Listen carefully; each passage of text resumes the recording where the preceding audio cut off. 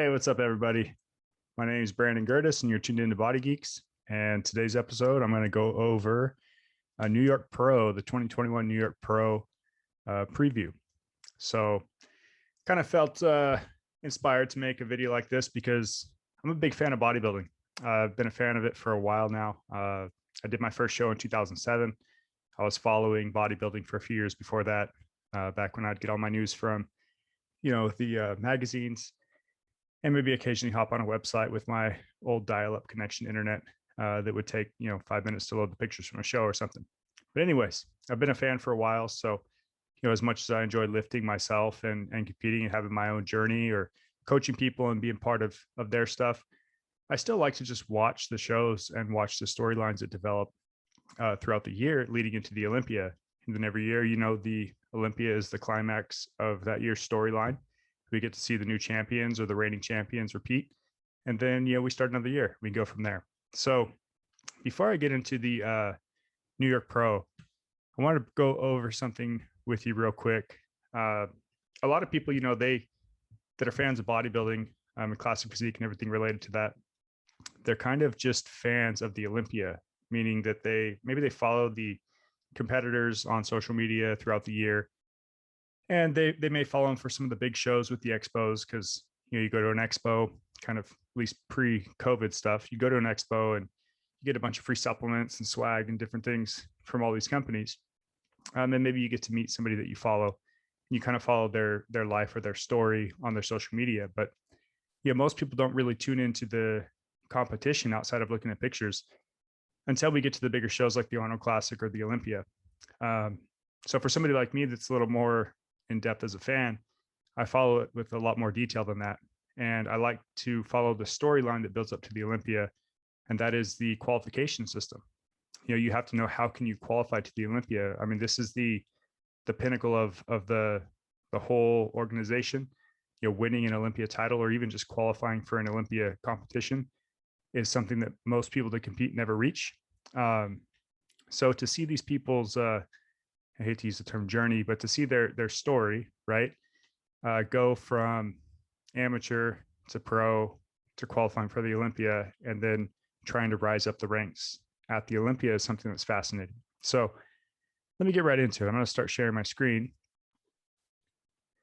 The first thing before I talk about the New York Pro is I want to talk about how people actually qualify for the Olympia for those of you that don't know. And for those of you that do know, you'll get a little refresher here looking at the screen and listen to me to see who's already qualified. So we already have a storyline going. So, there's a system, right? I'll actually go back here. There's a system involved for how you can qualify, and it's based off of points and winning shows, right? You have to earn your way to the Olympia. You don't just sign up for it, right? So this is what the Ifbb puts out, which they have rules for all the different divisions. You see on this side, there's 25 or less contests in a division for the year. You got like men's bodybuilding, 212, fitness figure, women's physique, women's bodybuilding, wellness.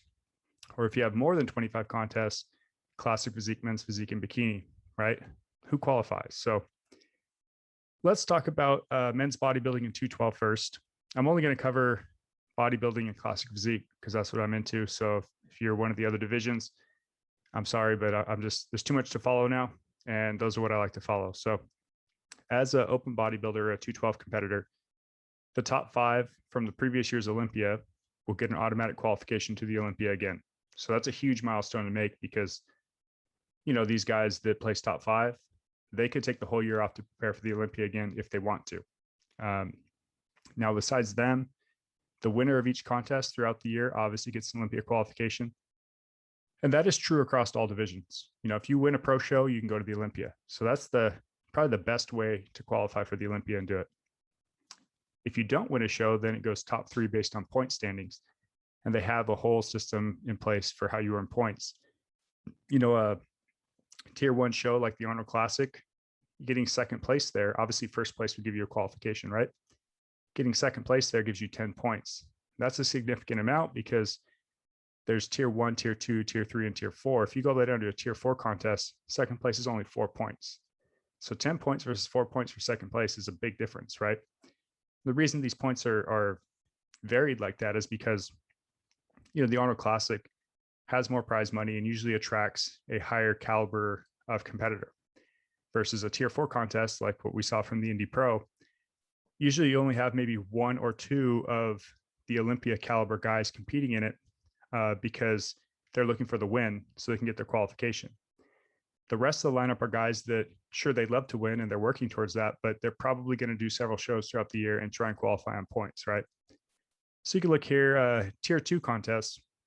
We could look at New York Pro, right? Because we're going to hype up the New York Pro because that's this coming Saturday. This is my kind of review video for that. So New York Pro is a tier 2 contest, and second place gives you 8 points, which is pretty good. Second place, gives you 8 points. So doing well at the New York Pro is great for people trying to qualify on points. And also, if you are obviously a top 5 Olympian or a former Mr. Olympia winner, like somebody like Phil Heath, for example, is qualified for life. Brandon Curry qualified for life. Big Ramy qualified for life, right? But the other guys that are top 5 that haven't won, they're going to be there. But even amongst them, your New York Pro winner and your Arnold Classic winner are usually people that have momentum going into the Olympia, meaning that those are 2 hard shows to win. So if you win those, you would expect to be battling for a top 10, maybe even top 5 at the Olympia. So that's what's so exciting about this weekend with the New York Pro is that, the winner of this show is somebody who should be, realistically probably going to land somewhere in the top 10 and fighting for the top 5 spot at the Olympia. People that place second, third, fourth, even top 5 at the New York Pro, they're probably going to be on the Olympia stage, or at least the top 3 probably going to be on the Olympia stage. So this is a good show where we get a little glimpse of that Olympia storyline. Okay, so switch gears a little bit. That's how you got it with 212. Now with Classic, the only people that qualify is the 2020 Mr. Olympia for Classic. So for last year, Chris Bumstead, he's automatically requalified. And, Breon is a former winner. He's automatically qualified. Danny Hester is a former winner, is automatically qualified. But then after that, the only people that are qualified is the winner of each show throughout the year or the top 5 in point standings. Now, there is one interesting thing that I saw here that for Classic, as well as men's physique bikini, but for Classic is that where you place in the Olympia gives you points for the following year Olympia. So if you have like 212 in men's bodybuilding, the top 5 will automatically requalify.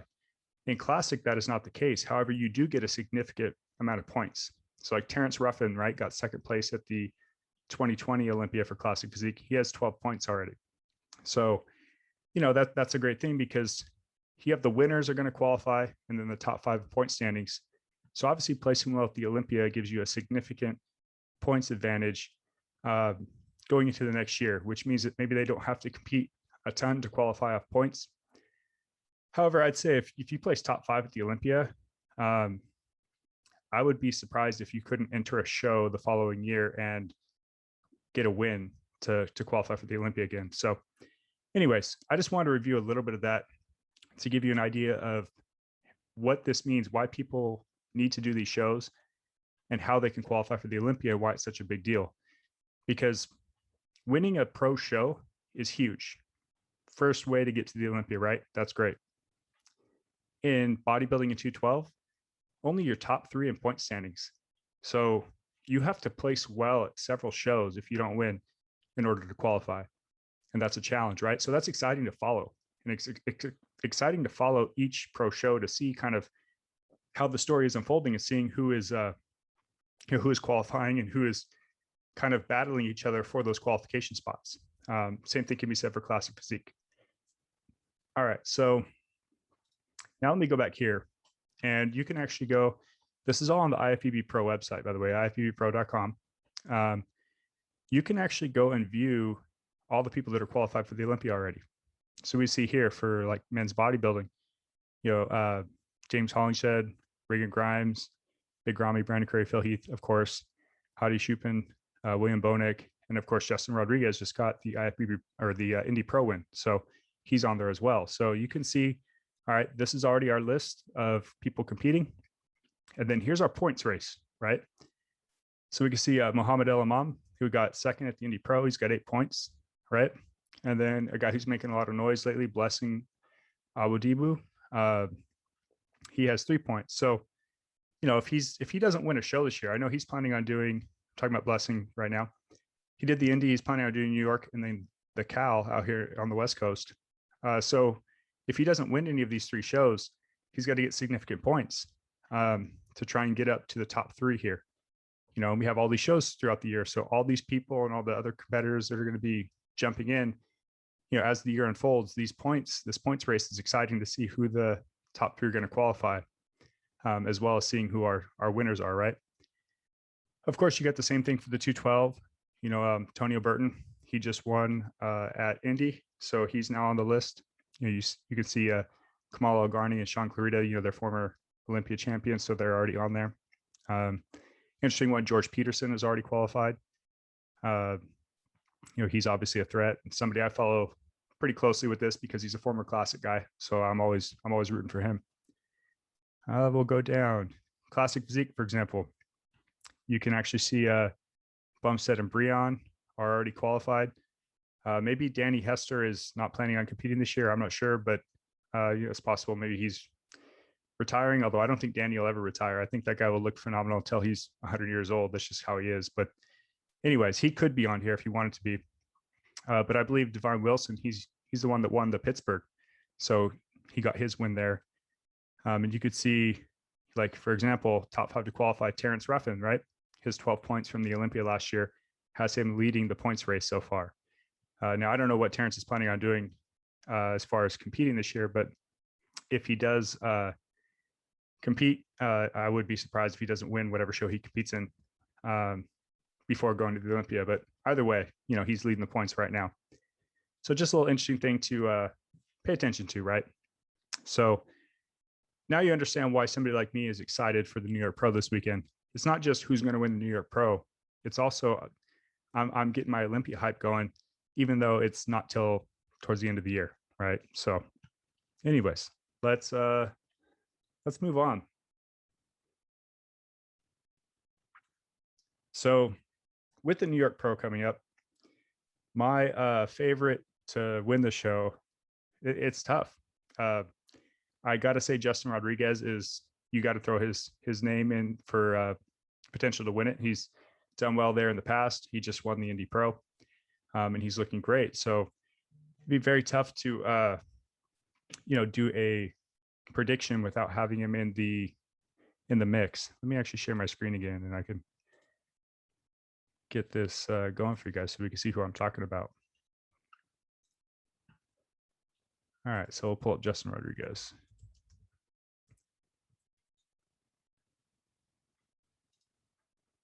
I don't think this is the right Justin Rodriguez. Nope, not at all. What's his Instagram? Thought I followed him. This is embarrassing. Here we go.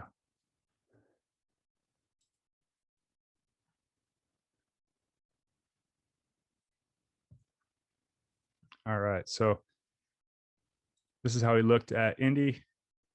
Whenever I did the brief Indy Pro recap yesterday, I shared some of his stuff.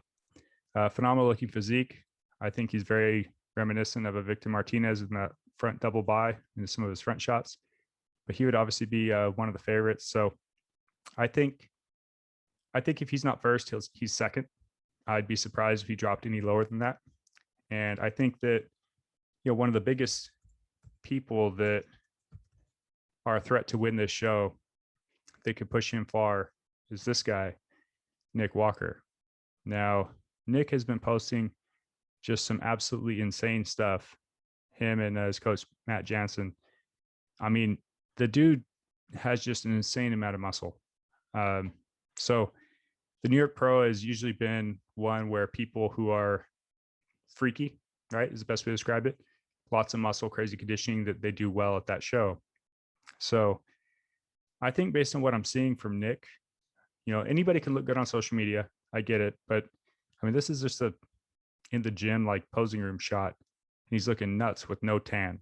So it's very, very hard to count him out. And then obviously the guy and the kind of the hype that we've seen is Blessing Awadibu, the boogeyman, right? He's singled out Nick Walker as somebody who he's like focused on, right? Somebody he wants to beat. And same thing with Blessing. He's looked phenomenal in his social media shots. And then we got to see him at the Indy Pro, right? And I think that he was a little flat in the morning, maybe a little over depleted, over dehydrated or something. He looked a lot better in the evening. Comparing these two guys, we kind of have a classic mass versus aesthetics going on. So it'd be interesting to see them next to each other. However, from what I saw from Blessing at the Indy, he's going to have to make some crazy changes to be able to hang with a guy like Nick Walker from just the muscle that he appears to have. So I would be surprised if he beats Nick. However, I'm not going to count it out. I don't think he could make Blessing can make that big of a change, in a week's time. But crazier things have happened. So I'm still excited to see it. The other one that is going to be in this mix was a big shocker to me. I'm actually looking at him on Blessing's page, but Muhammad El Imam, he got second to Justin Rodriguez, and he looks great. Tons of muscle, balance, shredded. So if he could be that close to Justin at Indy, and Justin is a favorite to win the New York Pro, well, obviously he's going to have to be in the mix there as well. Now, I don't have him winning, but I definitely have him in my top 5 and potential top 3. If anybody is off, he can place a little higher, but I think Justin would have to screw up to lose to him. Then we have the variable of Nick to see how he's gonna mix in with that lineup. And then, if Blessing does improve like he claims that he will, then there's a possibility that he could jump a spot as well, from how they placed last weekend at Indy. So then there's one last one here that might actually show up and just beat everybody, because he has arguably the most muscle out of all of them. Maybe him versus Nick would be a very interesting call out to see how they compare to each other. But Hassan Mustafa, these are some of the pictures he's posted leading up to the New York Pro. Again, a freaky guy, right? Tons of muscle. If he's shredded, he's got some of the craziest quads I've seen outside of like Big Ramy. So I think that, look at that. That's nuts. I think that it would be interesting to see him comparing this lineup just because of how much muscle he carries. And if he shows up shredded and in shape, that's going to be tough. I mean, he's looking pretty good so far from what he's revealing to us, right? Here's another crazy leg shot. So yeah, he might show up and beat everybody. And then the rest of these guys are fighting for second on down. But anyways, that's my top 5. So if I'm going to throw out a prediction, I'm going to go ahead and say that Nick Walker wins, Justin Rodriguez second, Hassan Mustafa third, Muhammad El Imam fourth.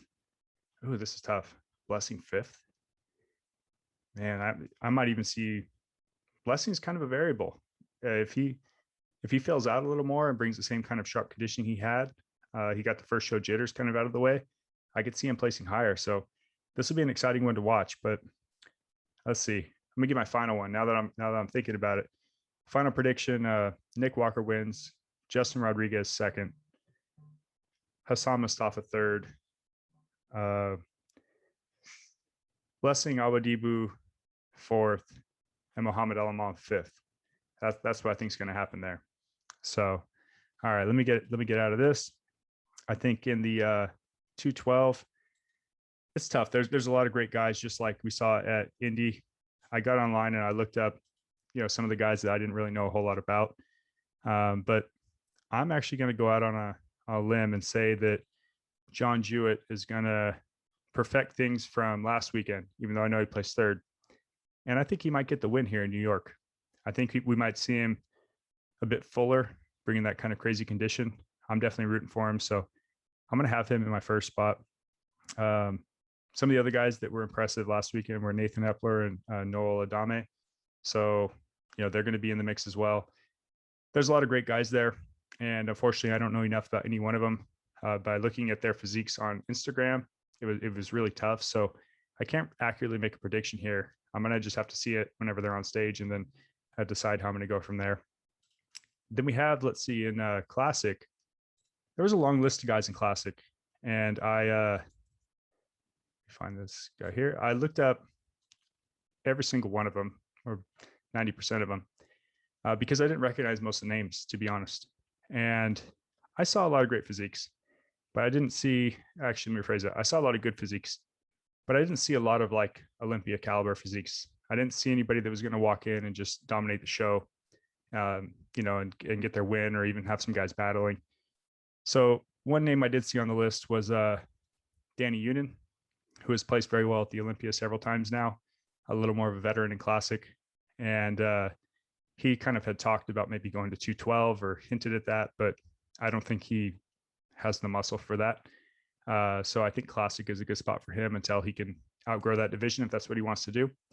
But he's posted some shots about leading up to the New York Pro. Like here's one showing how he looked 11 days out from last year's Mr. Olympia, 11 days out this year.